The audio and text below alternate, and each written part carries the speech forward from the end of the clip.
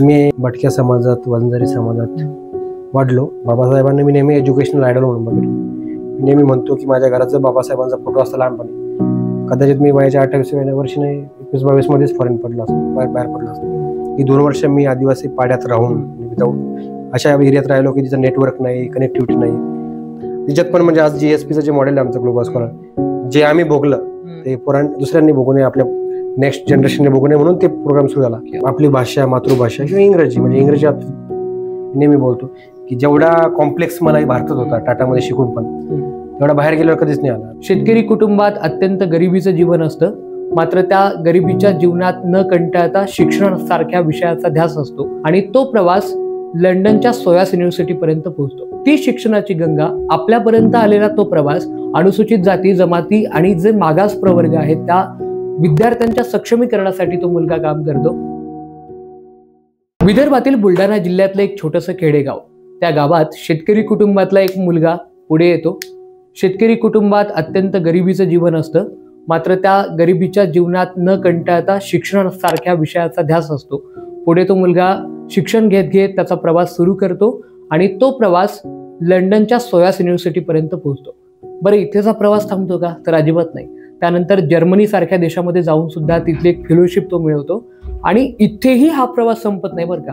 तो प्रवास पुढे सुरू राहतो आणि ती शिक्षणाची गंगा आपल्यापर्यंत आलेला तो प्रवास अशा हजारो मुलांपर्यंत पोहोचला पाहिजे या दृष्टीने तो प्रयत्न करतो. अनुसूचित जाती, जमाती आणि जे मागास प्रवर्ग आहेत त्या विद्यार्थ्यांच्या सक्षमीकरणासाठी तो मुलगा काम करतो. अर्थात त्या मुलाचं नाव आहे राजू केंद्रे. राजू दादा थेट आज गौरव मराठीमध्ये आपल्या सोबत आहे. दादा, खूप स्वागत आहे गौरव मराठीमध्ये. थँक्यू गौरव. मी जसं म्हणालो तसं शेतकरी मजूर कुटुंबातनं तो प्रवास सुरू झाला. अगदी सुरुवातीचा तो काळ काय होता, त्या काळाबद्दल सगळ्यात आधी सर्वप्रथम तुझे थँक्यू. तुझं काम मी बरेच गेले काही वर्ष लोकांकडून ऐकत आलोय, फॉलो करत आलोय. तर थँक्यू तुझ्या लिडरशिपसाठी, तुझ्या कामासाठी आणि thank you for having me here. मी बऱ्याच ठिकाणी बोललो आहे, पण सर्व जे ग्रामीण महाराष्ट्रात म्हणजे विदर्भात, मराठवाड्यात जनरली जशी आपली सगळ्यांची पहिल्या पिढीतल्या विद्यार्थ्यांची परिस्थिती असते तीच कमी जास्त प्रमाणात माझ्या वाट्याशी होती. मी भटक्या समाजात, वंजारी समाजात वाढलो आणि माझ्या आईचं 7 वर्ष वय होतं आणि बाबाचं 9 वर्ष. त्या वयात त्यांचं लग्न झालं आणि आई माझी शाळेत म्हणजे तिचे टीचर एकदा भेटले होते मला आणि म्हटले होते की तुझी आई शिकली असते तर किमान टीचर, नर्स काहीतरी झाली असते त्यावेळेस, कारण की 70s, 80s मध्ये शिक्षणाला तेवढं हे नव्हतं म्हणजे. तर पण त्या दोघांच्या जिद्दीमुळं आम्ही दोघंही भाऊ थोडं म्हणजे पहिली पिढीत समजा ग्रॅज्युएट झालो. मोठी जो कॉमन संघर्ष सगळ्यांनाच येतो आपल्या म्हणजे आपल्या भागात. सगळं शिक्षण माझं जिल्हा परिषद शाळेत, मराठी माध्यमात. नंतर मी निवासी शाळेत होतो बुलढाण्याला, समाज कल्याण हॉस्टेलला होतो. 5 वर्ष जवळपास तिथं काढली आणि तिथं बरंच माझं ओरिएंटेशन झालं. बऱ्याच आपल्या बहुजन समुदायातले विद्यार्थी सोबत राहायला भेटलं. बरंच तिथं लर्निंग झालं आणि हा म्हणजे हायर सेकंडरीपर्यंत ठीक होतं, पण माझ्या आयुष्यात टर्निंग पॉईंट ठरला म्हणजे जे एकलव्याचं काम पण बिल्डअप करण्यात मला जे पहिल्यांदा जे म्हणतो की अनलर्निंग जर मोठं झालं. पुण्यात मी जेव्हा आलो होतो 2011ला, तेव्हा मी 6 महिन्यात ड्रॉपआउट झालो. त्याच्यामागे भरपूर लेअर म्हणजे भरपूर कारणे होतं की नुसतं आर्थिक अडचण नव्हती. म्हणजे मी भरपूर पुणे शहर फिरलो, बरेच प्रायव्हेट NGOचे हॉस्टेल पण फिरलो. परिस्थिती नव्हती. आईने काही 1000 रुपये दिले होते, म्हणजे काही 1000, तर ते संपले. आणि मग BPO, त्यावेळेस BPOचं खूप जाळं होतं 11चा जमाना. आणि तिथं मराठी आपण कल्चरली पण आयडेंटिटेड आपल्या भाषेला अभिजात जो मराठी प्रकार आहे त्यावेळेस खूप न्यूनगंड होता. ग्रामीण भारतातून, ग्रामीण महाराष्ट्रातून येतो बरेच विद्यार्थी. आज मी बघतो आमचे एकलव्याचे आदिवासी विद्यार्थ्यांना त्यांचा एक सांस्कृतिक म्हणजे भाषेचा संघर्ष आहे, त्यांची बोली भाषा वगैरे. ते त्यावेळेस माझ्यासोबत खूप झालं आणि कोणी सांगणारं नव्हतं, कोणी मार्गदर्शन करणारं नव्हतं. तर तेच मुद्दे घेऊन आज आपण काम करायचा प्रयत्न करतोय. म्हणजे जिथनं आपण आलो तो प्रवास इतरांच्या वाट्याला येऊ नये. वाटलं होतं का की ते आईने दिलेले 1000 रुपये 1000 लोकांचं आयुष्य घडवते? त्यावेळेस तर आपला पोटापाण्याचा संघर्ष होता, बेसिकच गोष्टींचा. त्यावेळेस काही विचार नव्हता केला. हा म्हणजे हे होतं की UPSC करण्यासाठीच पुण्यात आलो होतो. 12वी सायन्समध्ये चांगले मार्क होते, बरे होते, म्हणजे काहीतरी चांगलं झालं असतं. पण ते सोडून बरंच रिस्क घेतली. BA ला ॲडमिशन घेतली. फर्ग्युसनच्या डेट्स निघून गेल्या होत्या त्यावेळेस. ऑफलाईन ॲडमिशन चालायचे आणि मग मॉडर्नला ॲडमिशन घेतली. 5-6 महिने होतो. मॉडर्न पण सुटलं म्हणजे. आणि मग मुक्त विद्यापीठात मी ॲडमिशन घेतली. पण असं काही विचार त्यावेळेस असं काही हे नव्हतं ते, म्हणजे फार 17-18 टाटापर्यंत शिकेपर्यंत असं काही वाटलं नव्हतं. एकलव्याचं काम एवढं मोठं होईल, इन्स्टिट्यूशनलाइज होईल, एवढा सपोर्ट भेटेल. इस प्रोसेस, जसं तू आज तुझं चॅनल काढलंय. आपला हा प्रवास 7 समुद्रापार जाईल असं जेव्हा कळालं, किंवा त्याची सुरुवात काय होती की तू विदेशात जाऊन मग तिकडे MSc सायन्स वगैरे SOAS मधनं केलं, तर तिथपर्यंत जाण्याचा प्रवास कसा होता, त्याची सुरुवात कशी होती? माझा बॅकलॉग आहे ना, माझा भरपूर शिक्षणाचा बॅकलॉग आहे. ते मला नेहमी गिल्ट होतं की यार आपण चांगलं शिकलो नाही. आपण शिक्षणाचं लोकांना मेंटरशिप. पहिले मी फार एकलव्य सुरू व्हायच्या अगोदर पण आम्ही गावात प्रोग्राम करायचो. गेली 13-14 वर्ष झाले. लोकांना एकलव्य म्हणजे अलीकडे माहीत झालं, बरंच माहिती आहे. आम्ही गावात एक ओरिएंटेशन प्रोग्राम करायचो करिअर गायडन्सचे, जसं आज आपण केलं बोललो तसे आम्ही 2013-14 पासून करत आलोय. तर ते एक न्यूनगंड होता की यार, म्हणजे ते एक गिल्ट होता की आपणच एज्युकेशन वाईज तेवढं स्ट्रॉंग नाही. आणि मी टेस्ट मुंबईला जायच्याऐवजी तुळजापूर निवडलं, कारण की तिथे पण न्यूनगंड होता की यार मुंबई म्हणजे जरा आहे पाय, आणि मुंबईत आपण कधी टिकू का नाही टिकू आणि सगळ्या गोष्टींचा. तर ते मनात एक सल होती की यार शिक्षण घ्यायचं आहे आपण चांगलं. आणि सगळी प्रेरणा होतीच आपली सगळ्या महामानवांची, विशेषतः बाबासाहेबांच्या शिक्षण. बाबासाहेबांनी मी नेहमी एज्युकेशनल आयडल म्हणून बघितलं. मी नेहमी म्हणतो की माझ्या घरात जर बाबासाहेबांचा फोटो असता लहानपणी, कदाचित मी वयाच्या 28व्या वर्षी नाही 21-22 मध्येच फॉरेन पडलो असतो, बाहेर पडलो असतो. ती ताकद त्या माणसात आहे. पण फॉरेनचा मी टीसला असताना 2 एक्सचेंज प्रोग्राममध्ये माझं रिजेक्शन झालं. तर हे नेहमी बोलतो मी, मेरिटोक्रेटिक सिस्टममध्ये आपले हे फार गेट किपिंग होतं.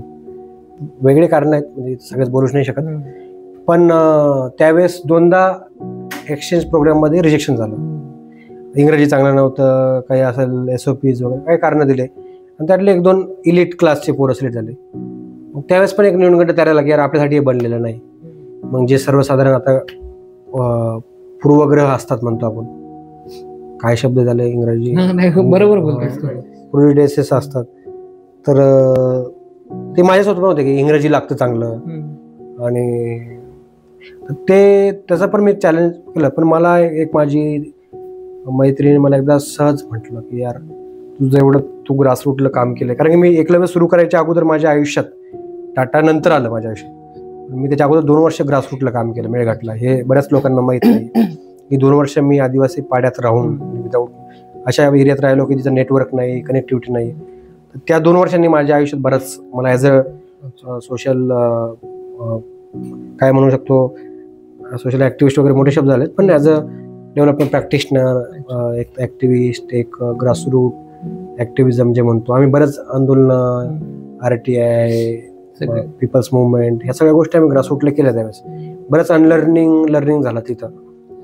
आणि मग तेच मुद्दा घेऊन पुढे टेस्टला गेलो, मग UPSC गिव्ह अप केलं वगैरे वगैरे त्या गोष्टी. पण नंतरच्या काळात मला म्हणजे ते होतं की एकदा तरी म्हणजे त्या ताईंनी म्हटलं एकदा की यार तू करू शकतो, तू ट्राय करायला लागत नाही.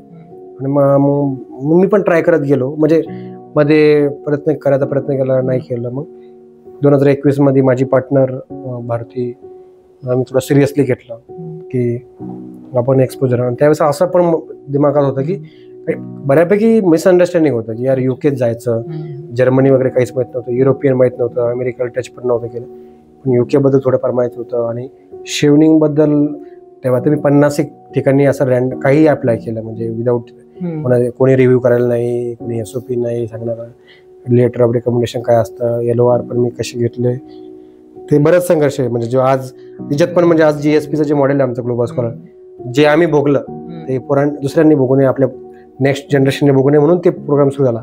म्हणजे आज त्याचा बराच रिझल्ट आहे चांगला. पण माझ्या ते एक होती की यार नाही, प्रेरणा म्हणजे थोडी लॉंग होते आन्सर, पण ते एक होतं की यार आपला स्वतःच्या आयुष्यातला बॅकलॉग भरून काढावा म्हणून बाहेर शिकायचं होतं. आणि मग तू गेला म्हणजे एक्सपिरियन्स गेला नाही अजून. Experience is a best teacher असं ज्याला आपण म्हणतो. अजून बरंच म्हणजे आहे म्हणजे लंडन पर्यंत तरी तिथपर्यंत बोलतोय आपण. तर मला हे विचारायचं आहे की एक बुलढाणा त्यातल्या त्यात विदर्भ म्हटलं की मले तुले अशा पद्धतीचं वातावरण असतं. म्हणजे पुण्यातल्या तुला मला सारख्या सोफिस्टिकेटेड भाषेला सुद्धा आपण घाबरतो तू म्हणला, पण थेट लंडन मध्ये आणि ते इंग्रजी आणि तिथली सगळी एज्युकेशन सिस्टीम वगैरे, मग या सगळ्याशी कसं टॅकल काय. मी जेव्हा तो वयाच्या 18व्या वर्षी मला स्वतःला बघतो ना, त्यावेळेस शाय, न्यूनगंड, बरेच कॉम्प्लेक्स जे एक्सटर्नल फॅक्टर त्याचा बराच प्रभाव होता. आज आपली भाषा, मातृभाषा किंवा इंग्रजी, म्हणजे इंग्रजी नेहमी बोलतो की जेवढा कॉम्प्लेक्स मला भारतात होता टाटामध्ये शिकून, पण तेवढा बाहेर गेल्यावर कधीच नाही आला. नंतरच्या काळात मी कारण काय मला तेच जाणून घ्यायचं की भारतात प्रॉब्लेम काय आहे ना, भारतात हे सगळं सिस्टम फार लँग्वेजला आपण न्यू कास्ट क्लास करून टाकलं, इंग्लिशला स्पेसिफिकली. मग त्याचं काय म्हणजे त्याचं सुपरफिशियल म्हणा किंवा आपल्याकडे सगळं ते लेयर्स आहेत मेरिटोक्रेटिक, आणि ते खूप प्रॉब्लेमॅटिक आहेत. म्हणजे बाहेर तुम्ही बघता तर तुमचे इसेन्स तुमच्या कंटेंटला मॅटर करतात, तिथले क्रिटिकल पेडागॉगी, तिथलं करिक्युलम, या सगळ्या गोष्टी खूप म्हणजे युनिक आहेत, ज्या आपल्याकडं नाही आहे अनफॉर्च्युनेटली. तुमच्या लिव्ड एक्सपिरियन्सला, तुमच्या म्हणजे सिम्पल आहे ना की बाहेर जेव्हा आपण अप्लाय करतो ते काय एंट्रन्स नावाचा प्रकार नाही आहे तिथं, काही नाही. तिथं सिम्पल SOP म्हणजे तुमचं स्टेटमेंट ऑफ पर्पज, तुम्ही काय करणार, कुठे करणार, कसं करणार, किंवा हाच कोर्स का, हाच विद्यापीठ का, एवढं सोपं असतं. ते मला असं वाटतं की आता नेहमी विद्यार्थ्यांना बोलतो, तुम्हाला IIT जवळचं वाटतं का? नाही वाटत. IIM जवळचं वाटतं का? नाही वाटत. पहिल्या 200 विद्यापीठात आपले 2-3 विद्यापीठ आहेत, पण तेच आपले विद्यार्थी आता हार्वर्डपर्यंत जात आहेत, ऑक्सफोर्डपर्यंत जात आहेत. तिथं डोक्यात जगात टॉपचे 3 आहे ना. मग याच्यावरून समजलं पाहिजे, जेव्हा मी जेव्हा ऑक्सफोर्ड केम्ब्रिजचे कॅम्पसेस फिरतो किंवा मी जर्मनीत एवढे कॅम्पसेस फिरलो, मी किमान 25-30 विद्यापीठं फिरलो, तर मला कधी वाटलं नाही ते अलिनेटेड असं. आज मी मागे त्या हैदराबादला एक मोठा विद्यापीठ आहे, इंडियन स्कूल ऑफ, ते असं अलिनेटेड फील होतं ना. जसं आता आज हॉस्टेलला आलो, हे आपला स्पेस वाटतो, तसं नाही होत ना बाहेर ठिकाणी फील. तर ते आपल्याकडे बरंच आहे. आणि बाहेर मग लँग्वेजच नाही आहे, बाकी गोष्टींनी बरंच अकोमोडेट केलं. लँग्वेज माझं आजही मी असं म्हणत नाही की मी एकदम आपल्याकडं समजतं, लिहितो, बोलतो, ठीक आहे, पण असं एकदम असं लिखित किंवा 100% 100पैकी 90 किंवा डिस्टिंक्शन असा प्रकार नाही. तरी एक कॉन्फिडन्स आहे. तर तो हळूहळू प्रोसेसमधून घडत गेला, कारण माझं सगळं शिक्षण नॉन इंग्लिश मिडियम बॅकग्राऊंडमध्ये झालं, मराठी माध्यमात झालं. आणि पण एक चांगलं आहे की बाहेर पडल्यानंतर एक ते कॉन्फिडन्स आहे की एक्सपोजर आहे. या अनुषंगाने असा एक प्रश्न आहे की भारताच्या शिक्षण व्यवस्थेचा जर आपण विचार केला तर एकूण म्हणजे राष्ट्रीय उत्पन्नाचा जर आपण विचार केला तर 1.5% फक्त इथली शिक्षण व्यवस्थेवर खर्च होतो. तर इथली शिक्षण व्यवस्था ही सिस्टीम आणि इतर देशांमधली त्या तुलनेतली सिस्टीम यात काय बदल आणि काय स्पेसिफिक चांगला बदल तुला जाणवला? भारताचा प्रॉब्लेम म्हणजे मला असं वाटतं की as a social practitioner, development practitioner म्हणून की ह्युमन रिसोर्स बिल्डअप झाला पाहिजे चांगला. आणि जसं बाबासाहेब म्हणतात we are Indian firstly and lastly. तर ही जी दरी आहे 2 घट्टली, म्हणजे जी जेवढी वाढेल ती देशासाठी पण घातक आहे. मी नेहमी ही भूमिका म्हणतो. लोक म्हणतात तुम्ही कास्टलाच घेऊन बोलता, हे करता, कारण की जर डाटा बघितला, सायंटिफिक डाटा, हेल्थ घ्या, एज्युकेशन, कुठले पॅरामीटर घ्या, schedule caste, schedule tribes, NTDNTs, OBCs, यातले पॅरामीटर जर बघितले, म्हणजे हायर एज्युकेशन सर घ्या की 10पैकी 1 आदिवासी विद्यार्थी हायर एज्युकेशन जातोय, 10पैकी 2 शेड्यूल कास्ट स्टुडंट जात आहेत किंवा 3 OBC जात आहेत, NTDNTचा डाटाच नाही आहे. तर हे काय म्हणजे धोरणात्मक जर बघितलं, लोक मजाकमध्ये, म्हणजे हे मी नेहमी म्हणतो की काही इलिट लोक जेव्हा डिबेट करतात रिझर्वेशनवर, आता मग अशी पण आम्ही चर्चा करू, तर मग माझं म्हणणं असतं की पब्लिक फंडेड एज्युकेशन सिस्टम असलं पाहिजे आणि पब्लिक फंडेड हेल्थ सिस्टम असलं. म्हणजे जर खासदाराचा, आमदाराचा किंवा अदानी अंबानीचा पोरगा शिकेल, पोरगी शिकेल, तिथं आपला पण पोरगा पोरगी शिकेल. वाटतं काय एवढं पॉसिबल नाही? ते तर आता एवढं स्ट्रक्चर बिघडून ठेवलंय, ते शक्यच नाही. ते जेव्हा होईल तेव्हा नंतर बोलू रिझर्वेशनचं.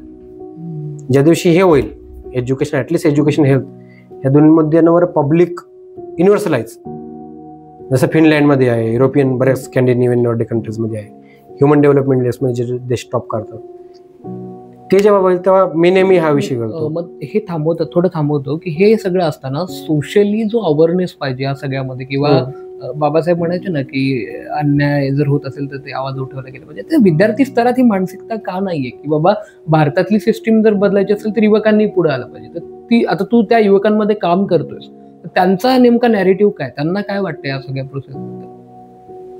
म्हणजे त्याच्यात मला असं वाटतं आंबेडकरी चळवळीमुळं शेड्यूल कास्ट युवकांमध्ये बरंच अवेअरनेस आहे, कॉन्शियसनेस आहे. पण तो इम्प्लिमेंट का होत नाही सिस्टीम?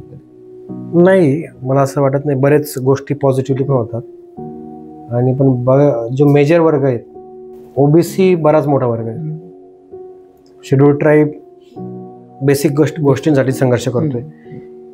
तर कॉन्शियसनेस जो आहे लार्जर, तो जर महाराष्ट्रात बघितला फुले आंबेडकर चळवळीमुळं, तर ज्याचं माझं थोडंफार अनालिसिस आहे की म्हणजे प्रश्न, तो लार्जर कॉन्शियसनेस, सोशल कॉन्शियसनेस गरजेचा आहे. तो नाही अजून. म्हणजे तो एज्युकेशनमुळे पण प्रॉब्लेम आहे.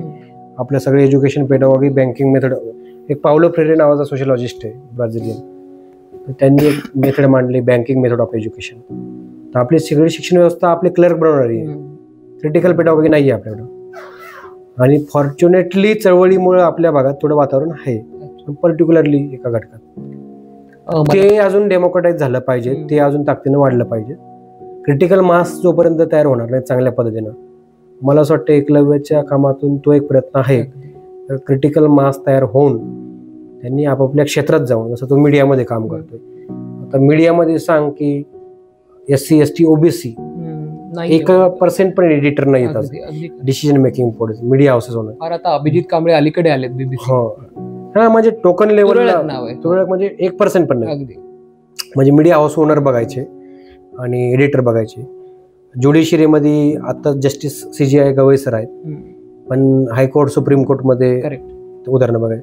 अकॅडमियामध्ये IIT IIM मध्ये प्रोफेसर बघायचे. डाटा आहे ऑफिशियली 10-12 IIM मध्ये एकही शेड्यूल ट्राईब प्रोफेसर नाही आहेत, शेड्यूल कास्ट प्रोफेसर नाही, कारण PhD स्कॉलर जात नाही.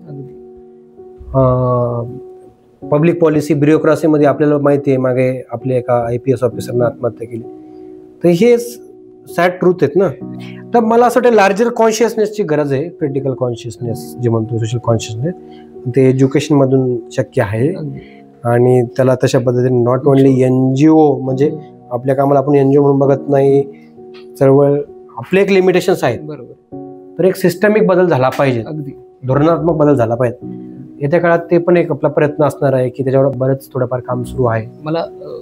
मला कल्पना आहे की तू रोज फिरतोय आणि दिवसभर महाराष्ट्रातल्या मुलांसाठी झटतोय. त्यासाठी एक शेवटचे 2 प्रश्न मी आता विचारतो. ज्या माणसानं जागतिक स्तरावर समानतेचं तत्व दिलं, इक्वेलिटी सांगितली किंवा बंधुतेचा मेसेज अख्ख्या जगात दिला, त्या माणसाच्या भारत देशात, म्हणजे बाबासाहेबांच्या भारत देशात हे अजूनही 21व्या शतकात होऊ नये, याला जबाबदार कोण वाटतं? काय होऊ नये म्हणजे जी समानता तू त्याच्यासाठी काम करतोय आता, ती समानता प्रस्थापित अजूनही हव्या त्या प्रमाणात झालेली नाहीये. म्हणजे तू आता जसं म्हणालात की जे शेड्यूल कास्ट मधले आहेत किंवा मागासवर्गीय मुलं आहेत, ते त्या लेवलला गेलेले नाही अजून, किंवा त्यांना संधी मिळू शकली नाही. तर या सगळ्या दुर्दैवाचं जबाबदार कोण वाटतं? त्याचं काय म्हणजे व्यवस्था, सिस्टम, लार्जर जी व्यवस्था आहे ती, म्हणजे जी आपली हजारो वर्षाची व्यवस्था आहे, मला असं वाटतं ती आज वेगळ्या पद्धतीनं फंक्शनल आहेत आणि त्याला चॅलेंज करणं गरजेचं आहे. आणि तेच म्हणजे आपला छोटा का होईना वाटा म्हणतो आपण, खरेच वाटा. आणि बऱ्याच प्रमाणात थोडं काम पण झालेलं आहे चळवळीच्या माध्यमातून वेगळ्या, पण बरंच काम जे आता आपण जे डाटा बोलतो सायंटिफिक, बरंच स्कोप पण आहे, बरंच गरजेचं आहे काम करणं. आणि एक आपण म्हणतो ना की प्रबुद्ध भारत, किंवा एक जसं ते बेगमपुरा कन्सेप्ट मांडली यांनी, आपलं संत रविदासांनी, तर बेगमपुरा जे राज्याची संकल्पना मांडली, मला असं वाटतं की असं आपण नॉर्डिक स्कॅन्डिनेव्हियन कंट्रीची मॉडेल बघतो, भारताच्या सोशल स्ट्रक्चर आणि या सगळ्या स्ट्रक्चरमध्ये त्या पद्धतीनं त्याला सेंट्रिक धरून, त्या विचारांना सेंट्रिक धरून जर धोरणं आणि काम झालं आणि ते करण्यासाठी तशी लोक त्या घटकातून येणं वर, तर मला असं वाटतं की थोड्याफार प्रमाणात अजून चांगलं काम होऊ शकतं. खरं आणि जे आपण आता बोललो थोड्या वेळ प्रगती. आणि त्या दृष्टीनं तुझे प्रयत्न, तुझ्या सगळ्या टीमच्या प्रयत्न असेच अखंडितपणे सुरू राहू, या आमच्याकडे शुभेच्छा. आणि आज आम्हाला वेळ दिला त्यासाठी देखील thank you very much. Thank you very much. मंडळी, खऱ्या अर्थानं एक गावखेड्यावरचा माणूस येतो, पण त्याच्या मनात इच्छा असते एक विशेष काहीतरी करण्याची. विशेष म्हणजे काय, तर जे गरजेचं आहे पण ते अजूनही सामान्यांपर्यंत, विद्यार्थ्यांपर्यंत पोहोचलेलं नाहीये. कारण शिक्षण हा एकमेव घटक असा आहे की जो माणसाचं आयुष्य समृद्ध करण्याच्या प्रक्रियेमध्ये आपल्याला सपोर्ट करू शकतो. तर त्या दृष्टीनं त्याचं सुरू असलेलं काम फार मोठं आहे. परंतु हे मोठं काम करत असताना समाजाकडे किंवा समाजाला अवेलेबल होण्याचा त्याचा जो अप्रोच आहे तो खूप एक्सेसेबल पद्धतीचा आहे. म्हणजे आता थेट मी त्याच्याशी त्या लेवलला बोलू शकलो, पण त्याची व्याप्ती, त्याच्या व्यक्तिमत्वाचा आवागा हा फार मोठा आहे, पण अप्रोच फार छोटा आहे त्याचा. तो मला खूप सुंदर वाटला. आणि आंतरराष्ट्रीय अनेक पुरस्कार देखील त्याला प्राप्त झालेले आहेत. आणि एवढ्या मोठ्या स्तरावर गेल्याच्या नंतर जो पोलाइटनेस असतो तो टिकवून ठेवणं हे खेड्यातल्या मातीचंच एक संस्कार असेल असं नक्की आपण म्हणूया. ही मुलाखत तुम्हाला कशी वाटली नक्की कळवा आणि पुढे देखील पाठवा. पाहत राहा नव्या युगातला नवा मीडिया, अर्थात गौरव मराठी.